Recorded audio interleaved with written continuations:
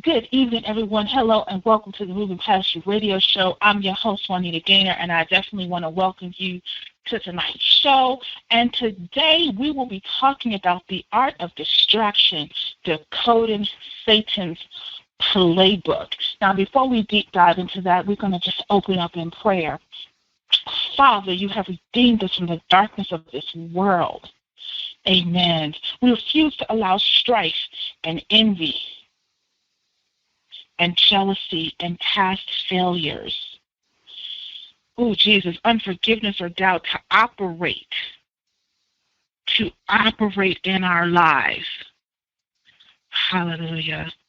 Please show us the things that would hinder us in our prayers and to distract us so that we can be productive and positive and live and show your light.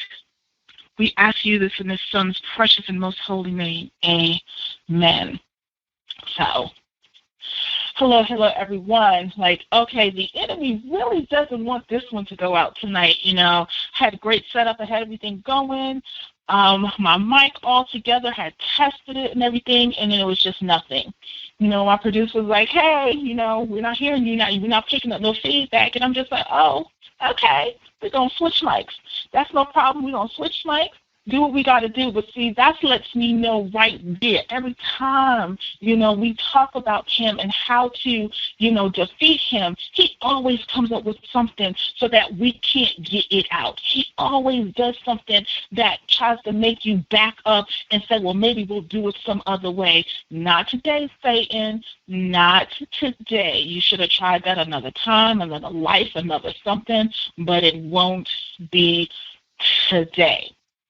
So we are going to come from Romans, the 12th chapter, the 2nd verse, and we're going to be doing the King James Version. And it says, and be not conformed to this world, but be ye transformed by the renewing of your mind, that ye may prove what is that good and acceptable and perfect will of God. Okay? Let me say that again. Be not conformed to this world, but be transformed by the renewing, the ultimate renewing of our minds. Basically, this is how Satan works. If he can't destroy you, he'll distract you. If he can't convince you to give up, he'll divert your attention. If he can't lead you to moral failure, he'll get your focus misaligned. Distraction is one of the most effective tools that Satan uses. And then we think about life in general. We all have problems. It's filled with problems, but there are some problems that we have that are sent solely and directly from the enemy. We have people in our lives. We're always going to have people within our lives. As Christians, we're in the people business. As believers, we are in the people business. We are called to love and to lead people. But sometimes, most of the times, Satan will send people into our lives to divert attention away from doing God's will. And then we have those pursuits. You know how they say, the pursuit of happiness, the pursuit of love, the various things. What God has planned for us is the best for us. He has an amazing purpose for our lives. How many times have good opportunities knocked on your door, which were actually sent by the enemy in hopes of keeping us from pursuing what is best? So I'm going to tell a quick story just personally. I was married, and my goal was I was, always was in IT. At an early age, I took classes. I was I was the only African-American female, in a class with boys during programming class. And I worked at a great company, and they had an IT department. And I was like, I should, definitely take them up. It was a 2-year program, and then, I would still be in the same company. And my husband at the time was like, oh, I'm not moving, 2 hours away. And I tried to do everything to make it work. I was trying to, do it, trying to get the things, whatever. And it just wasn't what God wanted for me. It was like, yes, that's what you're good at. That is one of your talents, but that is not your gift. And trust me, it would have been great money.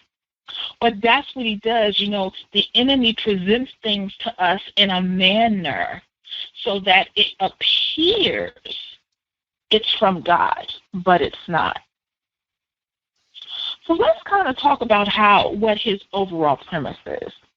He'll use cyber attacks on your mind, in an effort, to corrupt your thinking. He'll try to convince you that you're no good, that no one will ever love you, that God can't use you, that God really doesn't care.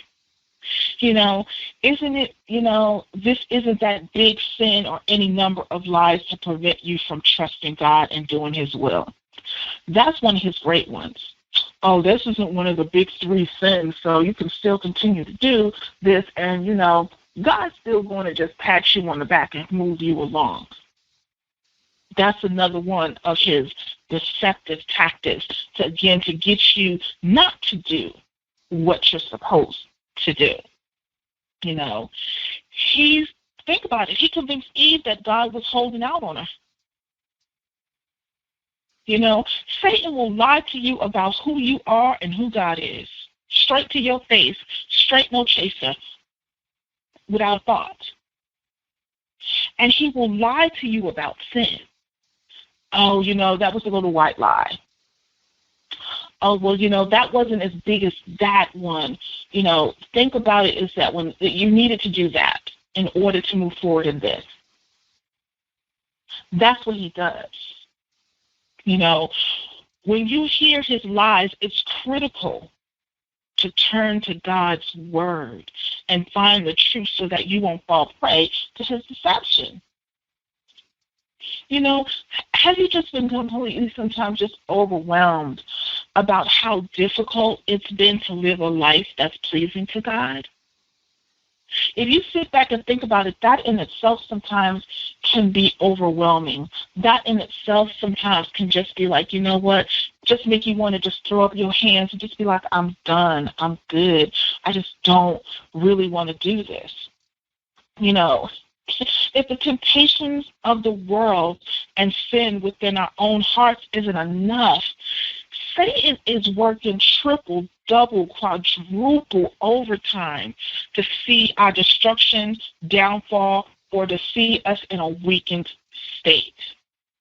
So many of us, he has been hunting us since the day we was conceived in the womb, because he knows that once we get on point and on the path and start doing what God needs and wants us to do, they can't stop us.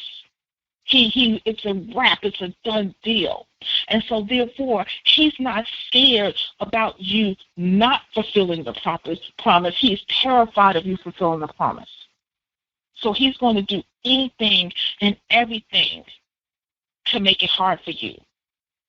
He rejoices, like literally has a block party, throwing hands up, partying when we have difficult times, when we're struggling, when, things don't seem to be going our way, when we doubt.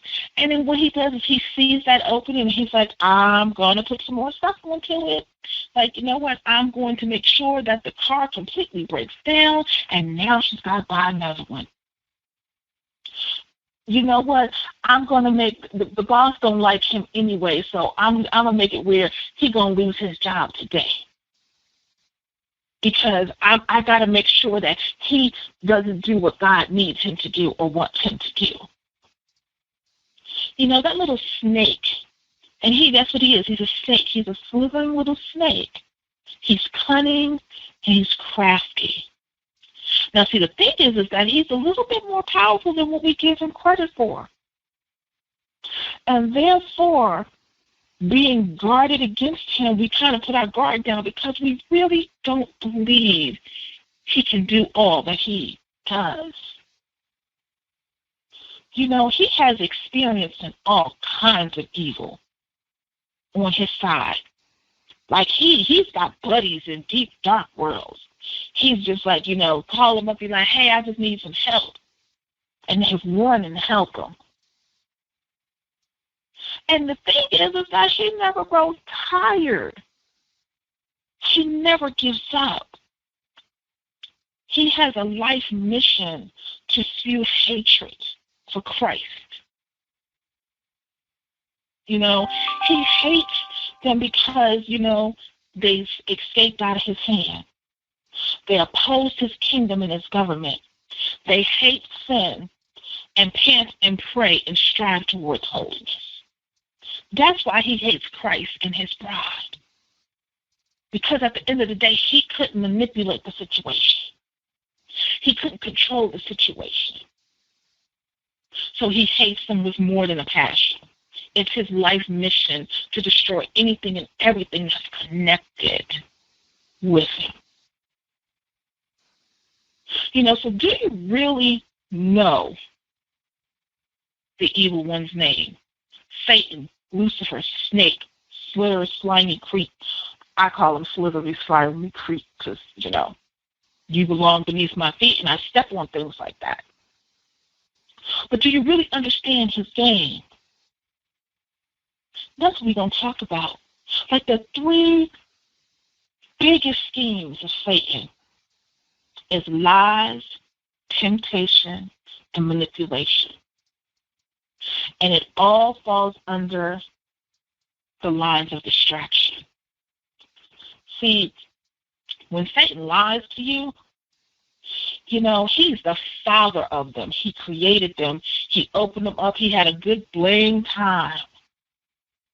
And he's going to attempt to deceive you by twisting the truth or completely changing God's word. So with the sole purpose of confusing you and leading you to sin.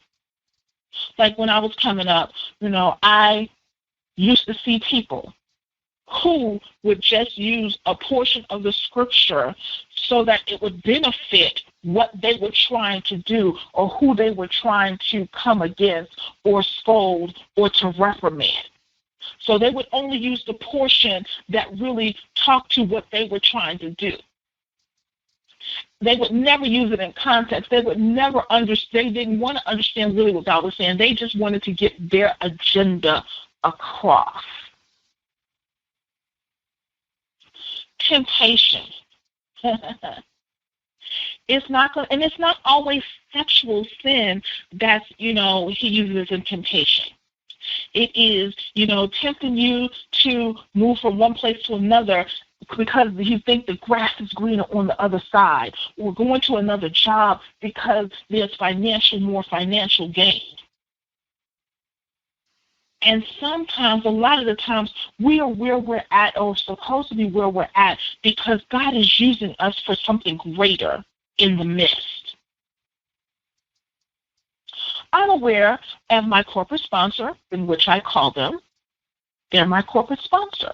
But I'm there for a reason and a season. And he is still working on things. He is still doing things and moving it and helping us get to where we need to be. Basically with temptation, he works to set us up, before sinful things that'll tempt us. It's like the shiny object syndrome. Ooh, shiny. And so it's shiny and sparkly, and it looks all crystally and new, and you want to touch. How many times when we were kids, and you'd be on the stove, and your mother say, don't touch that pot because it's hot? And you just had to touch it. You just had to touch it because you really didn't believe it was hot until you burned yourself really, really badly, and you got in trouble, and then you realized it was hot. But at this point, now you have inflicted great pain on yourself, and 9 times out of 10, you're at the hospital, you've caused a great burn, you've taken time, you've spent money, because, I know when I was coming up, you had to really pay when you went to the hospital. So you've done wasted money, Now mom's mad, grandmom's mad, you done ran up a bill because you wanted to be disobedient, because you saw the shiny object of the hot pan and you just had to touch it because it was just calling your name. I used to say it all the time, but it was just calling my name. It was asking me to touch it. And that's really Satan. He's just saying, come on, it's not going to hurt you. Yeah, they said it was hot, but it's really not hot. Yeah, I know he told you to stay right there, but if you go over a few feet and go see what that's going on, you really stand in the same vicinity. You didn't move, you just moved over just a little bit. It's always just a little, a little bit. It's not the whole thing. I want you to move just a little bit so you don't feel that you've done something wrong. While Satan cannot inhabit us and make us sin, he can certainly mess with us and tempt us to sin. He certainly can. He can do a doozy on it. Manipulation. He loves that one. He loves that one, I think, more than just as much as he loves lying. While he's not all powerful, he is very clever and skillful at manipulating situations and people, always to achieve the purpose of provoking us to sin. All of his, all of Satan's, attacks are covert operations. He's subtle. He's slithery. He uses the deception to confuse and to blind us, hoping we will fail to see the harm that lies before us, and be unable to hear and heed God's Spirit, directing us to not go there. Have you ever been in a situation?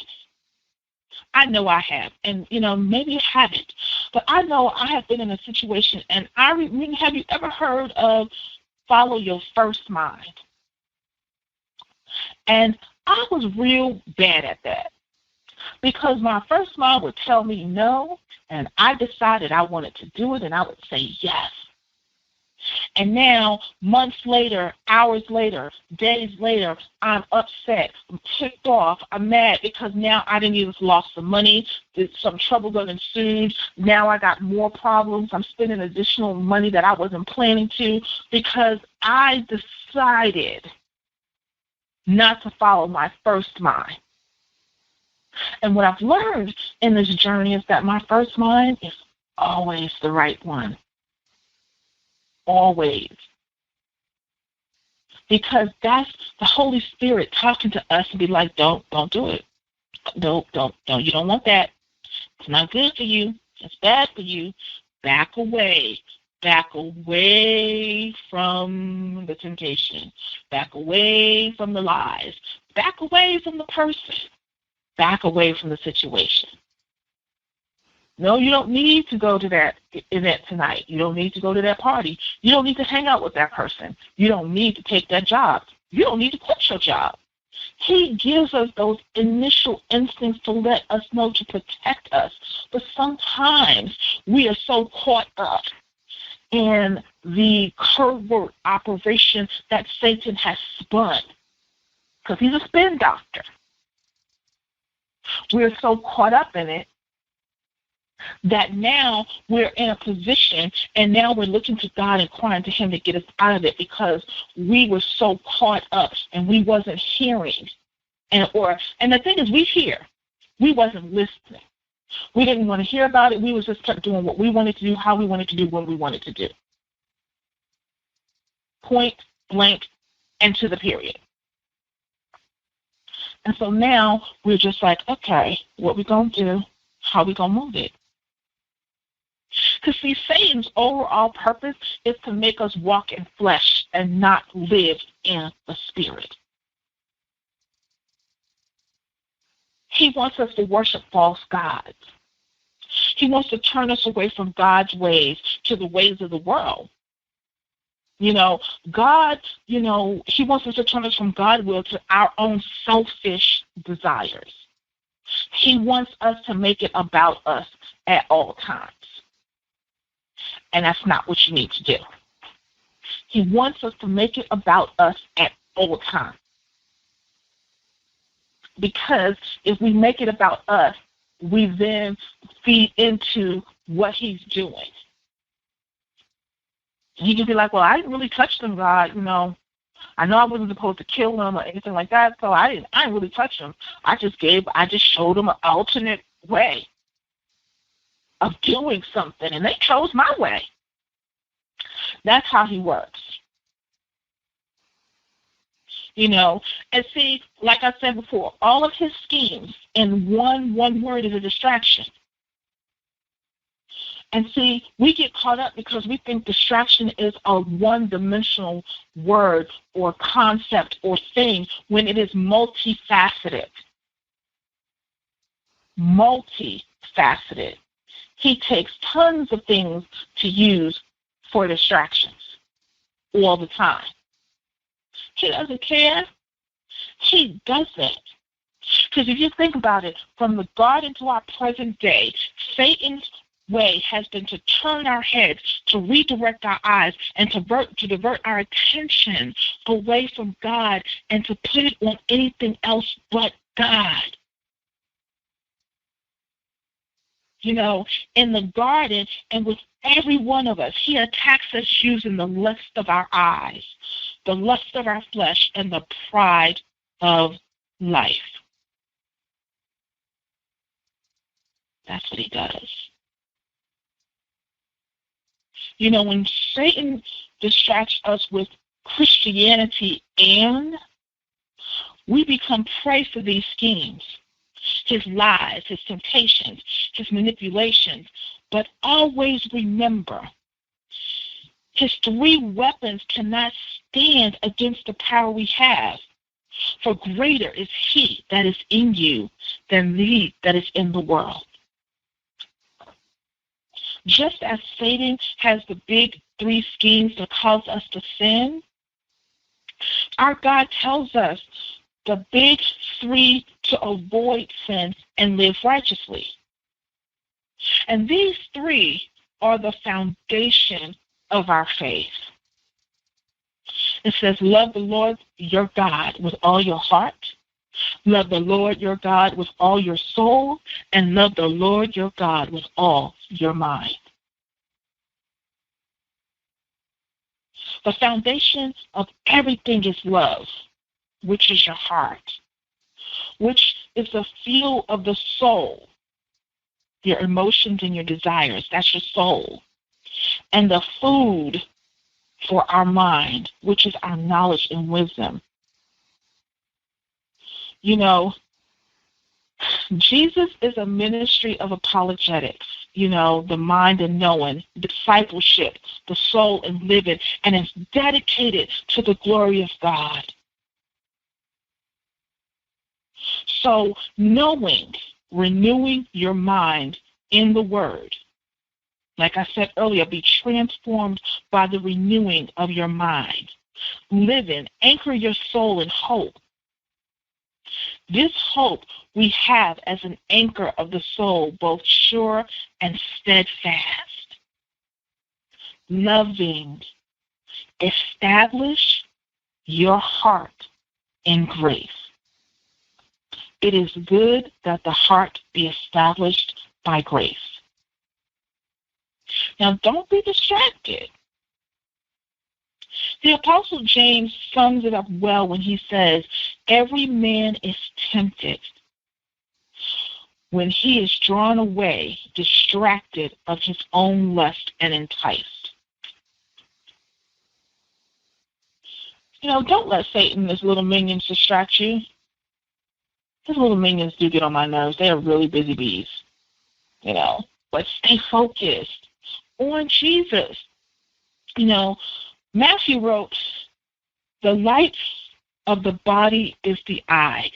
It is therefore your eye is single, your whole body shall be full of light. And Proverbs confirm the light of the eyes rejoices the heart. Therefore keep looking unto Jesus, the author and the finisher of our faith. Now, trust me, the enemy has been trying to have a field day with me since I was conceived.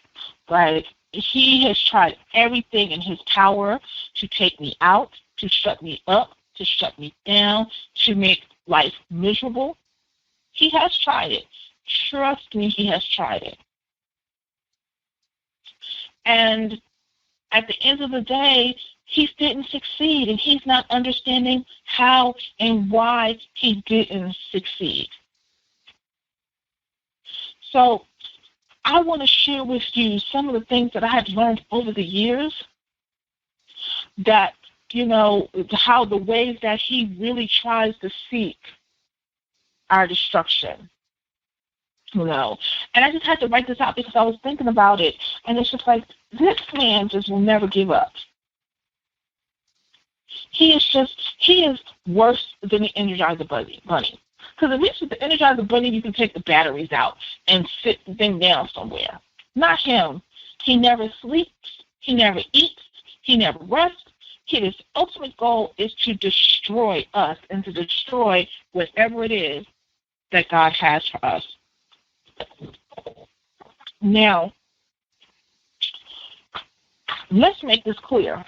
At the end of the day, the number one thing he's going to do, and that he is good at, is planting doubts and lies. One of the biggest doubts that the enemy will plant in our hearts is about the goodness of God. How can good God, how good could God possibly be to let some of the horrible things and hard things happen to you? This is one that I struggled with in my early portion of my healing. This is one that a lot of believers struggle with because they feel that, if God is so good and he's so loving and he's so kind, why do I have to struggle? Why are these things going on? And I'll give a couple of insights on what I've learned through my journey. One, and I put this as number one for a reason. A lot of the things that we sometimes go through has nothing to do with God. It is a lot of the times the consequences for the things that we've done that has finally caught up to us. You can't blame him for everything that goes wrong. Our actions have consequences. I'm going to say that again. Our actions have consequences. Sometimes those consequences are severe. Sometimes they are light. Sometimes they happen immediately. Sometimes they can happen 20 years later. But every action has a reaction. So many of the times, the things that we're going through, the hard times that we're going through, are self-inflicted, mainly because of disobedience and selfishness, because we've decided that we're going to do what we want to do, how we want to do it, when we want to do it, and we don't care who we hurt in the process. And maybe you may not have been down that situation, but I know I have. So God is not the reason why things happen. There's going to always be evil in this world, and sometimes the people that do things to others, they don't care if that person, is a Christian or not. They don't care if that person loves God. If someone has evil in their heart and have an evil intent, they don't care who their victim is. And see, this is when you should be upset with the enemy, because he's planted that seed. That is his job.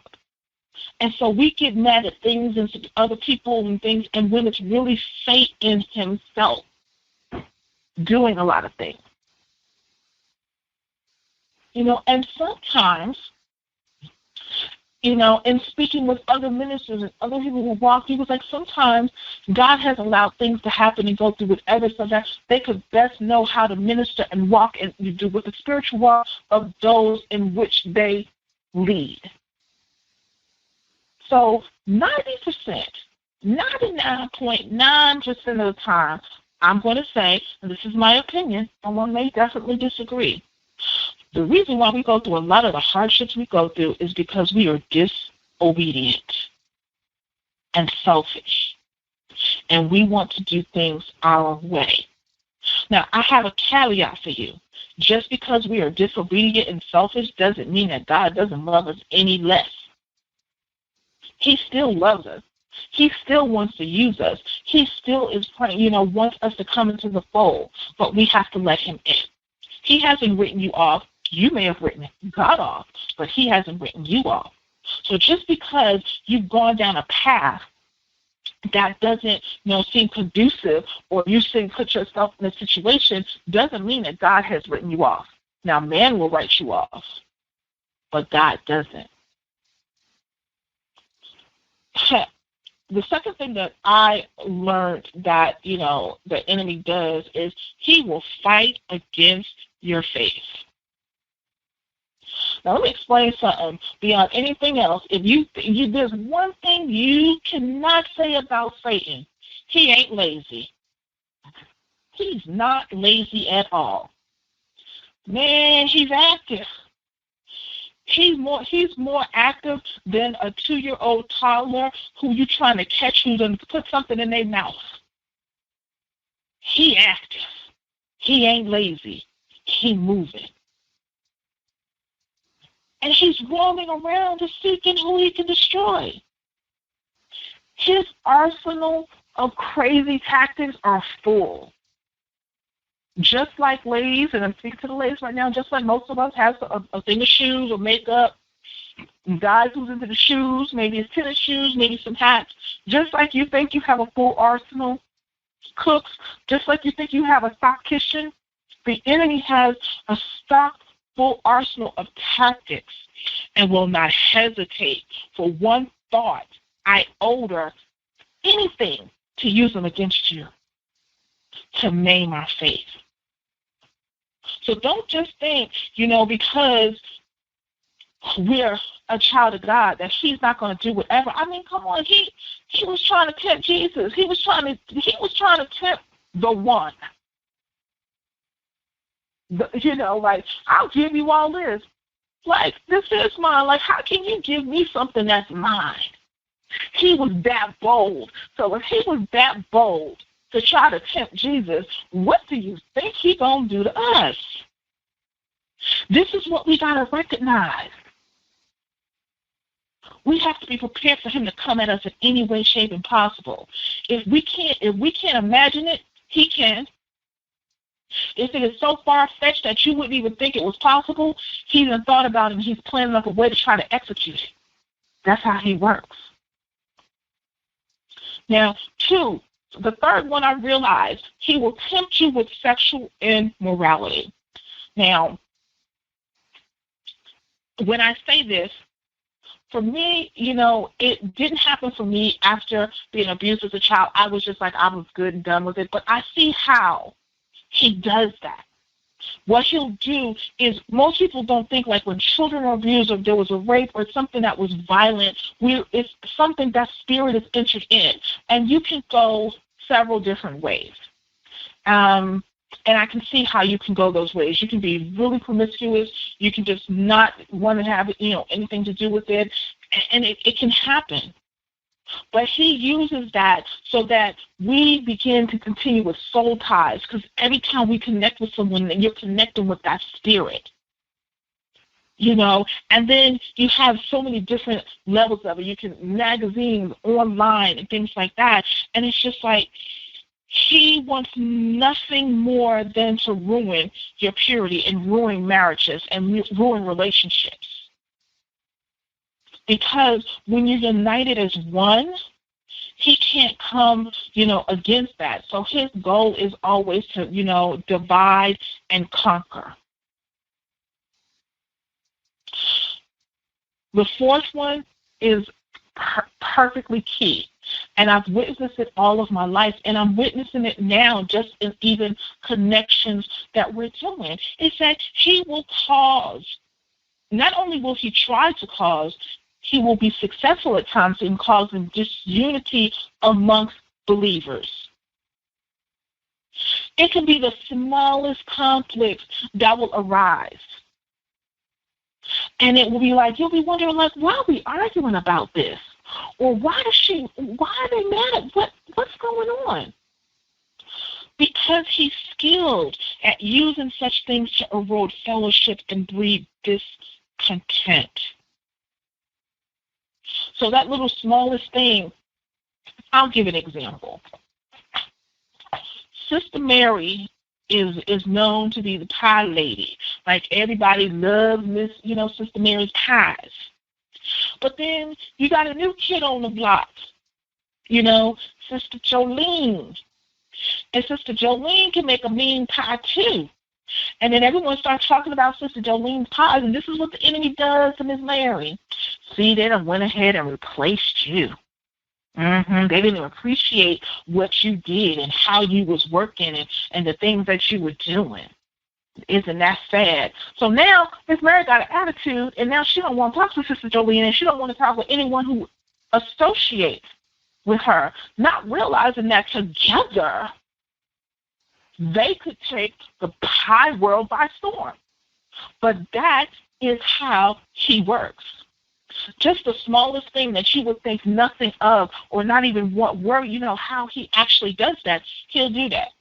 Just so that y'all are fighting over something like pies and who sews the best and, who, marches the best. And those who listen, I remember those little usher board, the usher board number 2. How they would come in on anniversary, and they would march, and then afterwards there'll be a fight. Well, you went 2 steps instead of 3. Really? But that's what the enemy does. That he uses that to cause confusion. So therefore, you can't get anything done because you're arguing about something that has no worth, no value, and makes no sense to argue about. This is his good one. He will slander you before God. Oh, you don't think he has an audience with God? He goes to him all the time. Because he's looking for them, he'll go to God and like, you know what, they're not going to stay with you. They're going to do whatever they can and however they can to do whatever. Like, over and over and over again, he will throw all your sins before the throne of God in an effort to discredit you. While he will not succeed, he is never going to give up trying. He will go before people like, well, she had that fight back when she was in the 3rd grade and she got expelled from school, or he cut that boy when he was a teenager, or they were up in juvie, or they did shoplifting. That's what he's gonna do, and God's gonna look at him and be like, be gone. He just sits there and looks at him and listens, like, okay, you rusty board today. Yeah, it's not going to work.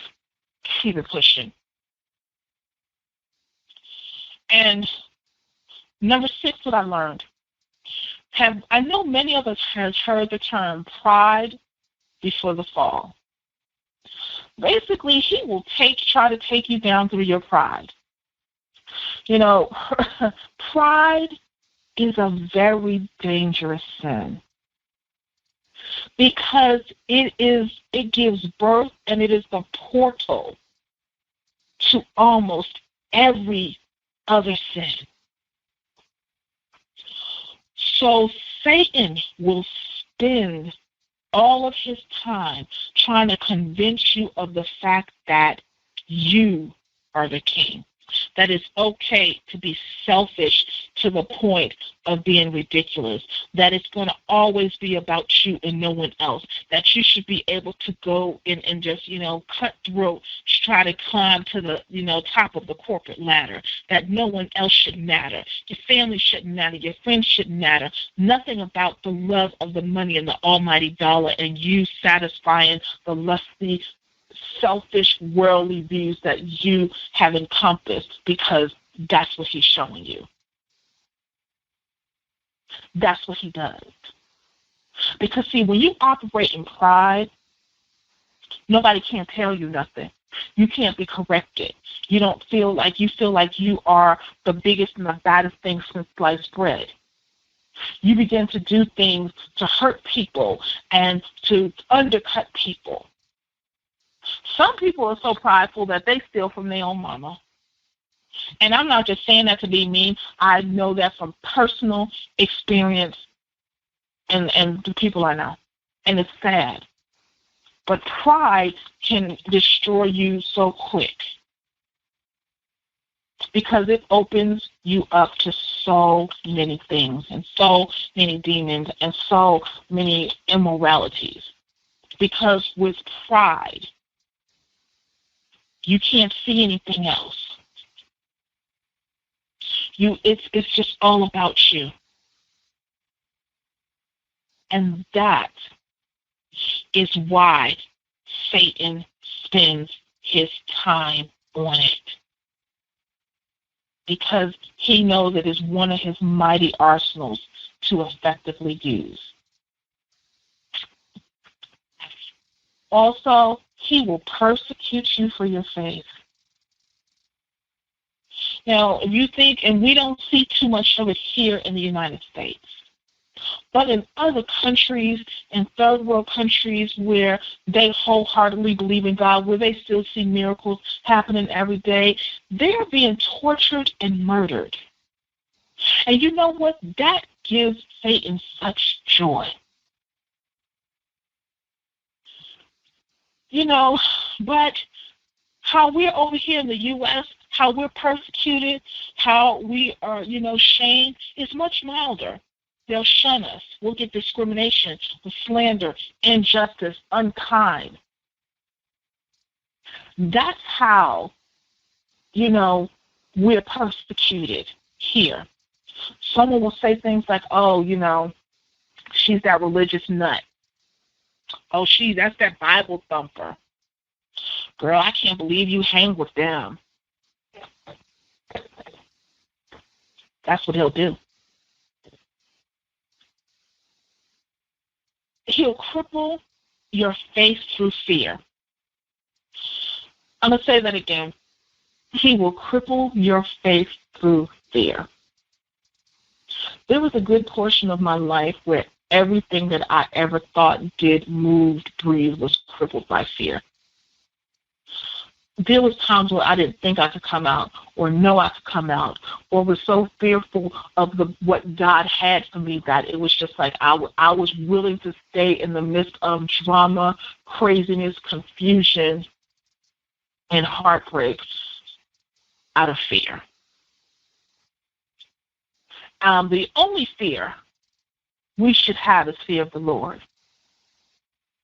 But what Satan does is he tempts us to fear earthly things. It's this kind of fear, it blinds us to the power and goodness and sovereignty of God. It's a type of fear when the child has been abused or the husband or the wife has been abused. And yes, men and women can be abused in a domestic situation. For both. When you've been told all of your life that you're never going to be nothing. You're nobody. God doesn't love you. You shouldn't trust anything. That is fear of worldly things. And that is fear because then you can't see the goodness and the love of God. It will always cause you to take your eyes off Jesus and put them onto your circumstances. Always. Always, always. Another thing that I think is so lovely about the Almighty Satan is that he will try to sidetrack you with worldly things. Like I said earlier on, he will try to sidetrack you with the big promotion that really isn't God's will, but it's his way to get what he wants from you and out of you. We as a people can be so easily distracted, by all the new and shiny and exciting things this world has to offer. The newest car, or the latest whip, as the kids call it. shoes, clothes, makeup, money, fame, quote unquote fortune, being seen, all of those things. Therefore what he'll do is that he will make sure you try to get to it. He's going to try to make sure that you always chasing that almighty dollar. Now, let's understand something. God doesn't want us to be broke. He doesn't want us to be poor. But we're not supposed to chase money. And most people say, money is the root of all evil. No, it's not. It's for the love of it. It's for the love of money is the root of all evil. Money is not the root of all evil. The love of it is. The love of it is. So let me help you understand one thing. Satan can never take away your salvation. Never. Now God is greater, and he is never going to lose no one that belongs to him. Now I said, there's a caveat there, because his intention is never to lose any one of us. The only way he can lose us is unless we decide to willingly and knowingly walk away.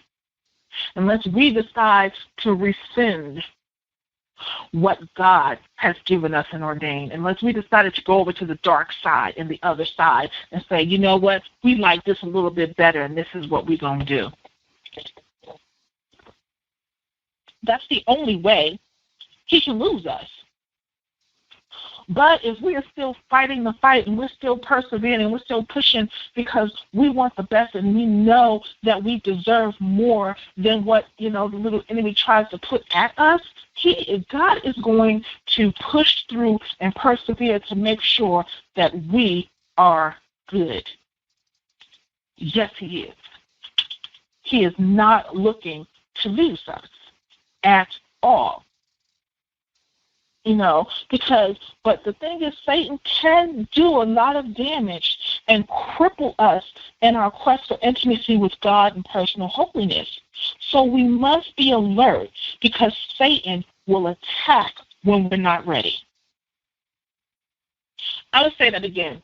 He always attacks when we're not ready. He's not just being like, okay, she's just busy. She's reading up on her word. She's all prayed up. Let's go after them now. Oh, no.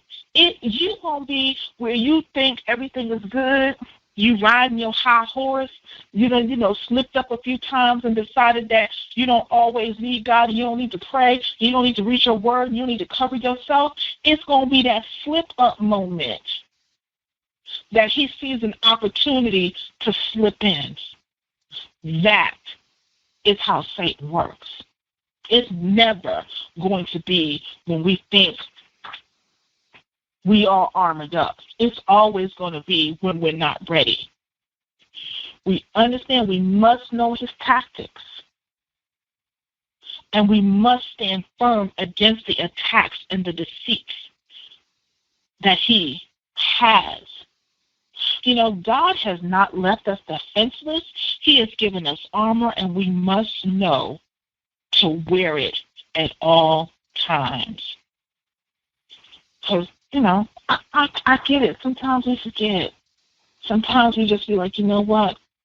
I don't know what's going on today. I'm gonna be good. Like, I gotta rush. I had to get up late, and, I can't read the word today. I can't, take on that today. So I'll come back to it at a later time, at another time.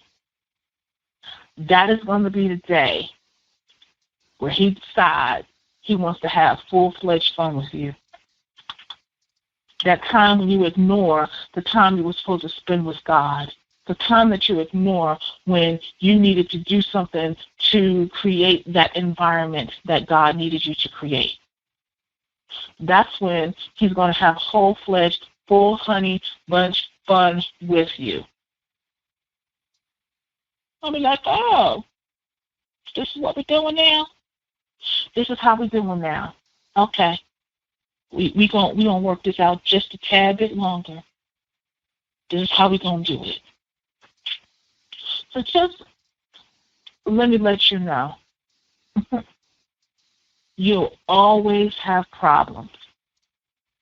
That's life. Don't let your problems, prevent you from moving forward towards your destiny. Always love and be kind to people, but sometimes we must detach and distance ourselves from people who the enemy is using as a distraction. Every good opportunity is not from God. So I'm going to say that again. Every good opportunity is not from God. The enemy would love for you to pursue things that move you in a direction away from God's divine purpose. And that's his thing. I am going to make your life miserable. I am going to have a field day with your emotions. I am going to mess with your money. I'm going to mess with your time. I'm going to mess with your children. I'm going to mess with your job. And for those that are in tight jobs right now, who are struggling, who feel like, this is just going a little bit longer than I needed to go. I need this to work out. I need some things to happen. The enemy sometimes is using situations to make you walk into this miracle promotion that is nowhere near close to what God needs you to be. Sometimes we're in these situations because God is preparing us for something greater. But the thing is, we're in a waiting pattern because we have to something has to be burnt off. Something has to be peeled off. And so we're not doing something. We're not moving in a way in which we're supposed to be moving. Something isn't right. Something isn't going on. So don't just grab the next best thing or the newest shiny object or what you think is going on. Seek God, because he's never going to lead you astray. He's never going to put you in a situation that's going to make you back up from him. You have a rendezvous with destiny. God has an incredible purpose for your life. Don't let anything or anyone distract you from fulfilling that heavenly calling. I'm going to say that again. Just remember that you have a rendezvous with destiny. God has such an amazing purpose for your life. Don't let what the enemy has going on get you to move away from what God has for you. Not saying, understand he's going to try. Understand it is his goal, his life mission to try to distract you, to manipulate you, to tempt you, to lie to you. That is his ultimate goal. But you can't fall prey to that. You have to read your word. You have to stay before him. You have to know when God is talking to you. And not because you want to do something, not because it feels good, not because it's lovely. Your growth is going to hurt a little, but it's fine. Pay attention. Keep your eyes open and understand distraction is not one-dimensional. It's multifaceted, and it is coming from you at all sides. It's time to take your blinders off. It's time to see what we see. It's time to know what you have to do. So pick up your word, get on your knees, and fight him the way God has taught you to fight him. He is beneath your feet, and you are to step on him.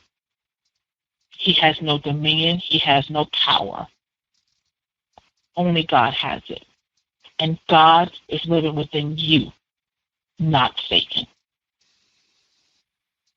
I want to thank you so much for listening this evening to the Moving Past You radio show. Be sure to visit us on our Facebook page. Go ahead and just search us. You can join conversations, access some show notes and bonus content, and some just, fantastic little tips along the way. You can also find us on iTunes and Spotify. Just search Moving Past You. You can also search for us on Praise Orlando if you're on Facebook. Look for Praise Orlando Radio Network and Praise Orlando Gloria Media. Like, follow. There's so many other contents on there. But I will talk to you all next week, same time. Know that I love you. Be blessed, and you have a wonderful, wonderful evening. Love you all.